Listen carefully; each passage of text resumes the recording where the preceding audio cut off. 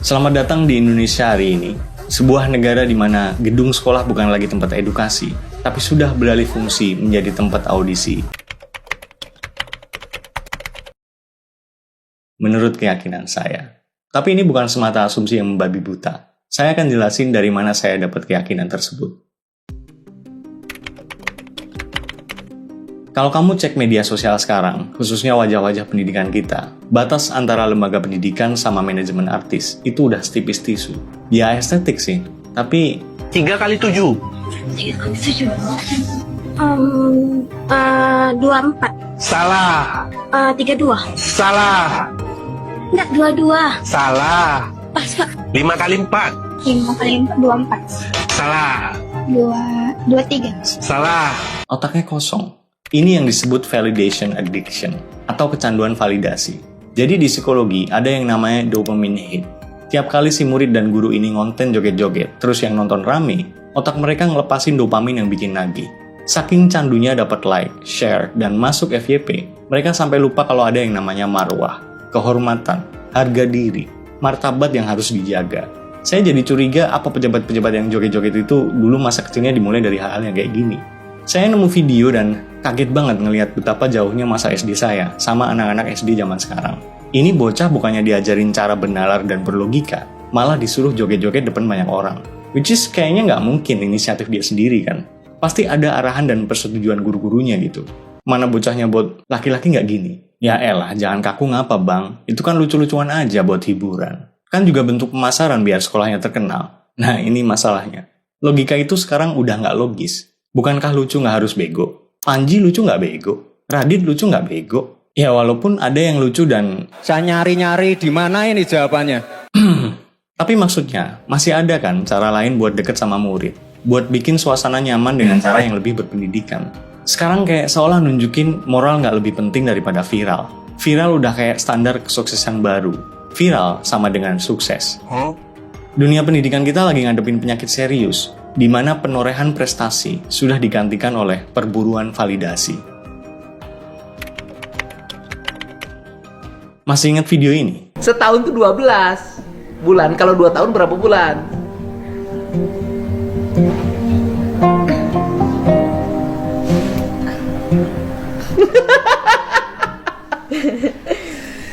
Setahun berapa bulan? 12. 2 tahun berapa bulan? Logikanya nggak jalan. Kita nggak lagi ngomongin siswa yang grogi depan kamera ya. Ini anak SMA yang harusnya bisa matematika di level yang lebih rumit. Pertanyaan kayak gini bisa dijawab anak SD tahun 80-90-an. Ini adalah bukti kalau kita ngalamin yang namanya degradasi kognitif. Kenapa ini bisa terjadi? Karena selama ini sekolah kita terjebak dalam ilusi kegiatan belajar mengajar. Guru seolah-olah udah melaksanakan kewajibannya untuk memberikan pemahaman tentang disiplin ilmu. Dan murid seolah-olah udah mendapatkan haknya untuk menerima cara memahami ilmu tersebut. Kalau emang ini bukan ilusi kayak yang saya bilang, terus mana buktinya? Kenapa yang ditampilkan adalah muka pendidikan yang kayak gini? Oknum-oknum guru yang ngajarin muridnya joget-joget, yang nunjuk murid melambai atau siswa yang model cakep doang, buat dijadiin representasi sekolah. Apakah ini yang dalam pengertian mereka sebagai kegiatan belajar mengajar? Ataukah ini yang dalam pengertian Anda semua, orang tua yang nyekolahin anaknya, sebagai kegiatan belajar mengajar? Buat apa ngelakuin ini semua kalau nggak demi engagement? Apakah mereka nggak bisa memperkirakan dampak yang akan terjadi kalau perilaku kayak gini dipelihara? Pernah dengar positive reinforcement? Ketika hal-hal yang nggak berfaedah itu dikasih panggung dan pujian, otak siswi ini nangkepnya, oh, gue nggak perlu pintar matematika. Yang penting bisa joget, melambai-lambai, gue bakal dianggap asik, gue bakal dianggap hebat. Gini teman-teman. Ada perbedaan besar antara understanding atau paham dan memorizing atau menghafal. Sementara sistem pendidikan kita itu sekarang udah kayak pabrik mesin fotokopi. Guru ngasih materi, murid suruh ngafal, terus ujian. Habis itu, gone, hilang. Dan ini diulang-ulang terus. Murid cuma diajarin 5 tambah 5 sama dengan berapa. Bukan 10 sama dengan berapa ditambah berapa. Inilah yang melahirkan ribuan siswa yang punya ijazah, tapi nggak punya logika. Seenggak sukanya orang sama Bang Rocky, tapi buat saya omongan dia ada benernya. Ijazah hanya tanda Anda pernah sekolah, bukan berpikir. Relate banget kan? Apalagi kalau ngelihat para pengajar yang harusnya jadi garda terdepan pemberantas kedunguan, malah jadi sponsor atas kedunguan itu sendiri. Kalau kita pengen tahu kenapa wajah pendidikan kita bisa sehancur ini, kita harus lihat dari jantung pendidikannya dulu, which is guru. Guru-guru ini, oknum guru lebih tepatnya, mereka lebih bangga kalau video mereka tembus jutaan views. Kita ngelihat fenomena di mana guru dan murid sama-sama jadi pecandu konten. Guru yang harusnya jadi rem buat perilaku muridnya yang melenceng, malah ikutan joget demi ngejar FYP. Ini apa nggak bikin muridnya mikir, lah guru gue aja begitu, kenapa gue enggak? Akhirnya terjadilah apa yang disebut devaluasi marwah. Lembaga pendidikan yang harusnya jadi ruang intelektual, malah lebih mirip manajemen artis. Gurunya jadi talent scout yang milih-milih, mana nih murid yang punya tampang-tampang viral, mana yang nyolok buat ditaruh di depan. Sementara kemana murid yang benar-benar berprestasi secara akademik. Mereka tenggelam di pojokan karena dianggap nggak menjual buat konten sekolah. Guru-guru ini terjebak dalam istilah psikologinya the halo effect. Mereka ngerasa kalau mereka ngikut tren bareng muridnya, kontennya banyak yang suka, berarti mereka udah jadi guru asyik dan deket sama murid. Lalu karena ngerasa udah jadi guru yang asyik, mereka lupa kalau kedekatan emosional harus dibarengi dengan ilmu. Mereka ngerasa deket dengan murid adalah segalanya. Padahal tanpa edukasi dan wibawa, mereka sebenarnya sedang menurunkan derajat lembaga pendidikan menjadi sekedar tempat nongkrong yang dibayar negara. Pertanyaan saya, teman-teman sekalian, kalau murid-murid ini besok masuk ke dunia kerja yang pastinya lebih kejam daripada dunia pendidikan, mereka nggak bisa pakai akal, mereka nggak tahu etika dan moral, mereka taunya sukses sama dengan viral, dan viral sama dengan pakaian ketat plus joget-joget sensual. Kira-kira, profesi apa yang lapangan kerjanya akan sangat welcome dengan kriteria orang semacam ini? Banyak guru zaman sekarang tahu gimana caranya jadi guru yang baik, tapi nggak tahu gimana caranya jadi guru yang benar. Ini bukan soal sertifikasi, bukan soal gelar SPD-nya, tapi pedagogi, seni mengajar. Mengajar itu bukan cuma soal mindahin data dari buku ke papan tulis. Ada proses yang namanya scaffolding. Guru itu harusnya membangun tangga pemahaman buat muridnya. Kayak yang saya bilang di awal tadi, bukan 5 tambah 5 hasilnya berapa, tapi 10 itu hasil berapa tambah berapa. Kalau ini emang udah diterapin, murid itu nggak cuma jago matematika, tapi jadi tahu kalau joget plus viral bukan berarti sukses. Mereka bisa pakai akal dan ngebedain mana yang nakal dan mana yang bermoral. Saya ingat sama satu tokoh legendaris dunia pendidikan Indonesia, namanya Profesor Yohanes Surya. Dia bilang, di dunia ini tidak ada anak yang bodoh. Yang ada itu hanya anak yang tidak atau belum mendapat kesempatan belajar dari guru yang baik dan metode yang baik. Beliau membuktikan ini dengan pergi ke pelosok Papua dan mencari anak-anak yang dianggap paling nggak punya harapan. Yang 4 tahun nggak naik kelas, usia 12 tahun masih kelas 2 SD. Dalam waktu singkat, di tangan Prof. Yohanes, anak-anak yang tadinya dianggap nggak punya harapan ini berubah jadi juara Olimpiade Sains dan Robotik tingkat nasional. Mereka yang tadinya nggak bisa ngitung cepat, tiba-tiba bisa nyelesain soal akar kuadrat dan variabel kompleks cepat kilat. Soal pertama, X berapa? 6. Berapa?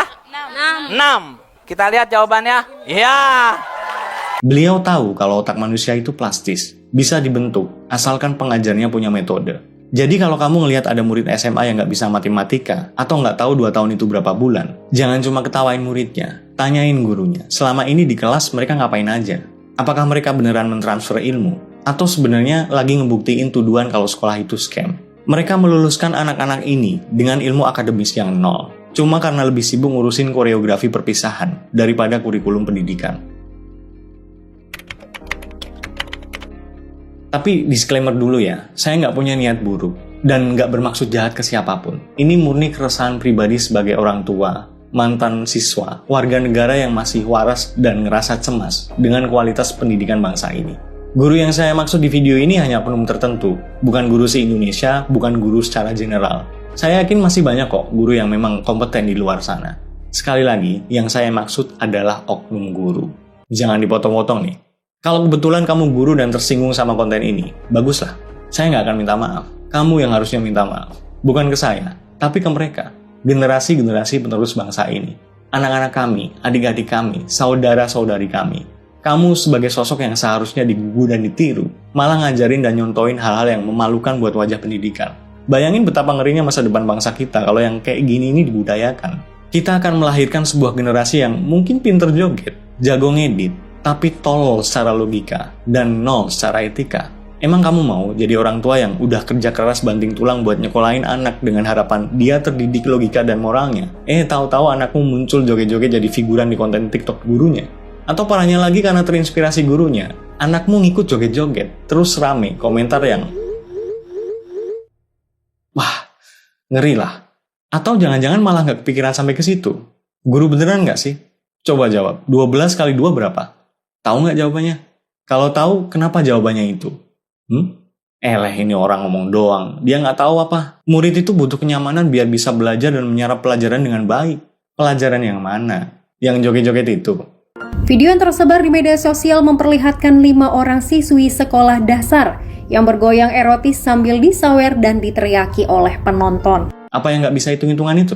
Seorang siswa SMA kelas 12 juga tidak mampu menjawab soal matematika sederhana ketika dites langsung oleh petugas. Kalau mau nyaman mah ke kafe aja, ngegame, atau di rumah lah, jangan di sekolah. Tugas guru bukan bikin nyaman, tapi bikin paham, moral, dan intelektual. Guru kan juga manusia, butuh hiburan. Ngerti, siapa sih manusia yang nggak butuh hiburan?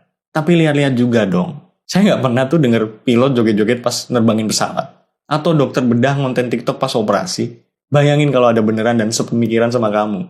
Saya paham, kamu, saya, kita semua butuh validasi kok. Tapi pinter-pinterlah menempatkan diri. Kalau kamu memang segitu pengennya validasi dan mengekspresikan diri, saya kasih tipsnya.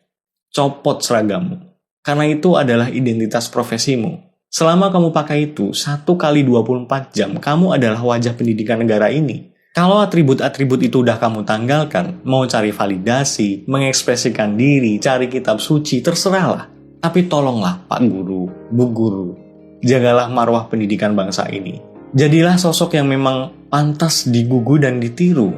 Kami titipkan anak-anak kami, generasi penerus bangsa ini ke tangan kalian. Tokoh kunci dan garda terdepan dunia pendidikan.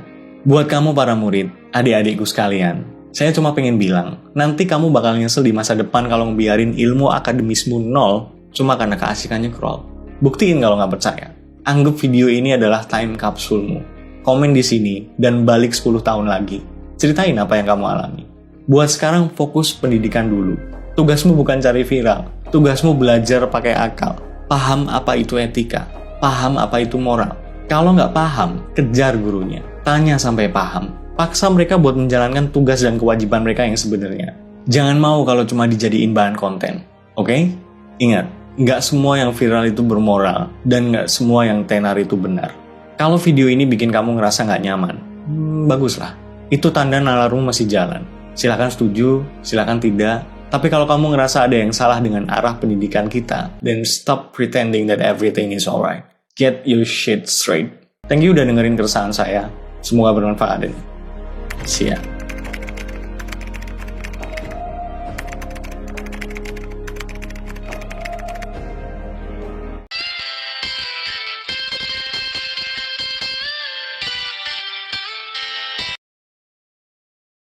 Kata Nabi, ridha Allah fi ridhal wali, lain wa suqtullah fi suqtil wali. Ridha Allah bergantung ridha orang tua, murka Allah bergantung murka orang. Nah, jelas anak muda. Hei manusia, hormati ibumu yang melahirkan dan membesarkanmu, darah dagingmu dari air susunya, jiwa ragamu dari kasih sayangnya.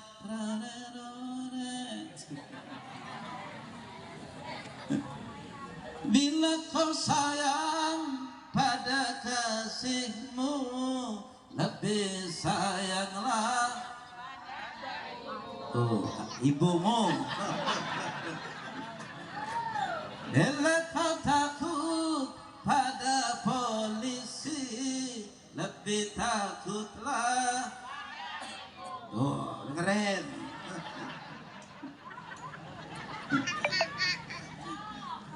Kalau ada seorang yang berhasil, sukses, hebat jadi orang, lalu ia merasa ingin membayar jasa orang tua.